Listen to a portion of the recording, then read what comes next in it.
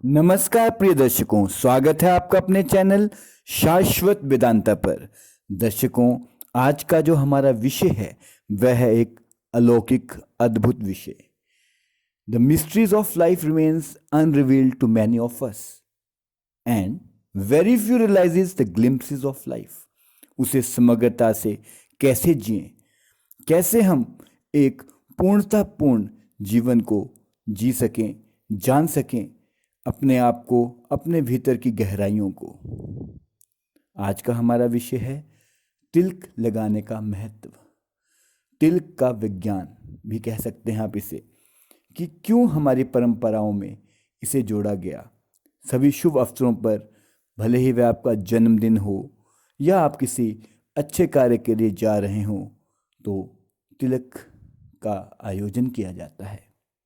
ये परंपरा कैसे आई, क्यों आई, क्या है इसका आध्यात्मिक और वैज्ञानिक दृष्टिकोण, आइए जानते हैं इस वीडियो के माध्यम से।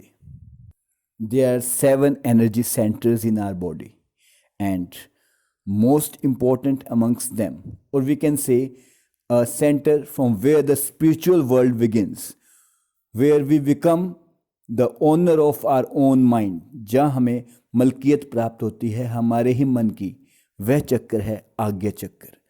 योग में इसे जगाने के अनेकों प्रयोग किए गए और उसमें से एक प्रयोग है तिलक लगाना। तिलक लगाते ही ये जगह बाकी जगहों से भिन्न हो जाती है। अब तिलक कैसा हो?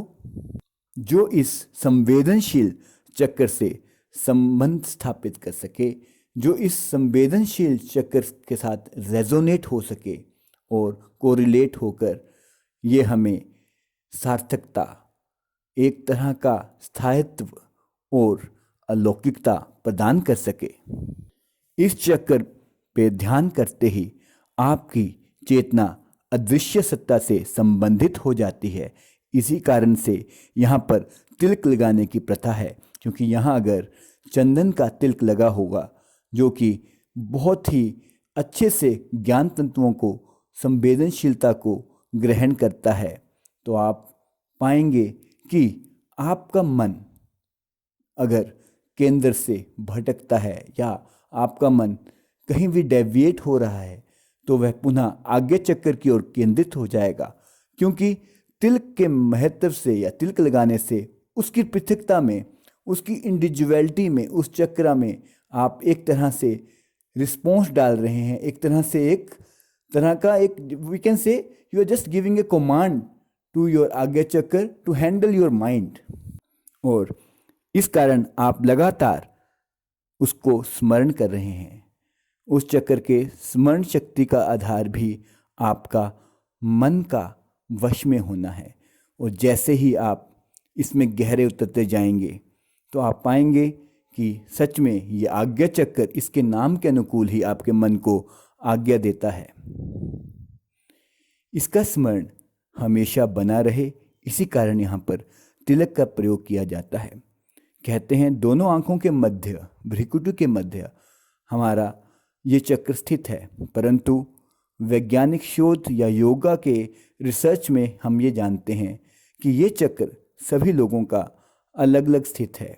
कुछ का ठीक भ्रिकुटी के मध्य, कुछ लोगों का भ्रिकुटी से ऊपर और कुछ लोगों का हमारे मस्तिष्क में भी ये चक्र का सेंटर है। परंतु ये जितना भूमध्य के मध्य में होगा वह ये दर्शाएगा कि आपके जीवन में इस जन्म के पहले भी कुछ ऐसे प्रयास किए गए हैं जो साधनात्मक थे, यानी आप साधना के जगत में नए नहीं हैं।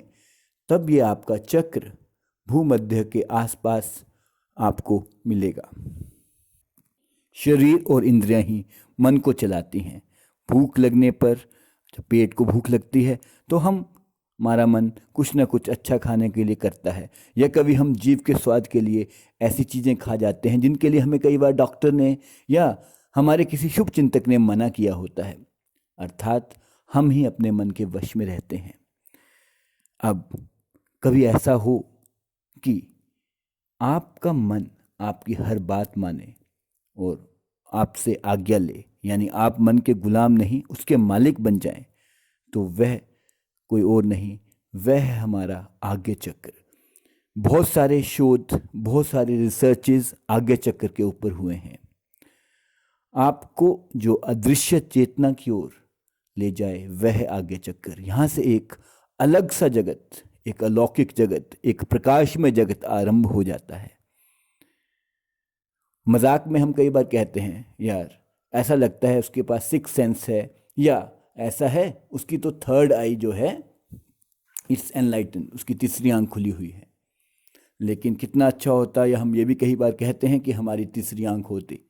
लेकिन दर्शकों, तीसरी आंख से जो दुनिया हम देख सकते हैं वह ये भौतिक जगत नहीं है, वह एक आध्यात्मिक, अलौकिक, परालौकिक सत्ता है जिसका भान हमें समाधि के द्वारा या अपने योग बल के द्वारा ही प्राप्त होता है। इस चक्कर को जागृत किए बिना कोई भी स्वतंत्र नहीं हो सकता, क्योंकि जब तक आप मनोराज्य में रहेंगे तो आप मन के गुलाम बन के रहेंगे, यानी मन का राज्य। लेकिन आज्ञा चक्र जब जागता है तो ठीक इसका उल्ट होता है। यानी अगर आप अपने हृदय की गति को भी कहें कि रुक जा, थम जा, तो वह भी रुक जाएगी। और आपने ऐसे बहुत से चमत्कार सुने होंगे कि किसी ऋषि मुनि ने या किसी योगी ने अपने हृदय गति को रोक के रखा। ये सब चमत्कार होते हैं जब हम अपने मन को, अपने शरीर को आज्ञा देते हैं, ना कि उसकी आज्ञा के अनुसार कार्य करते हैं। When you enter into the era of, when you enter into the arena of spiritual realms, you will find that it experience like magic.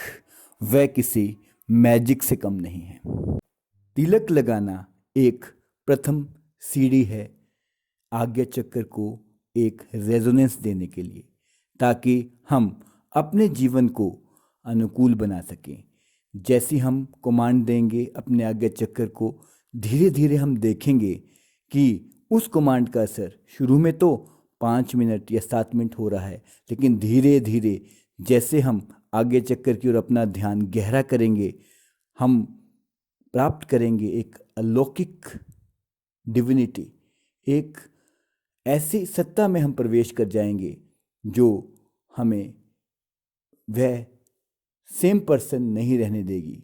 यानी हम कुछ अलग हो जाएंगे।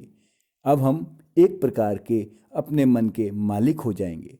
दर्शकों, तिलक का विज्ञान या परंपरा इसी ओर इशारा करते हैं कि हम अपने आज्ञा चक्र से जुड़े रहें, क्योंकि जन्म जन्मांतर का जो रिकॉर्ड है वह हमारी आत्मा के पास है। वह जानते हैं कि हम कितने जन्म, कहाँ, कब और किस अवस्था में प्राप्त कर चुके हैं।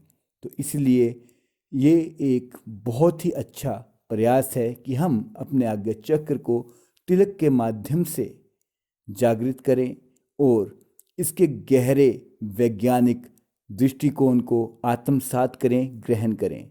I hope all of you like the video very much, and once again I want to say that follow the spiritual practice in a scientific manner.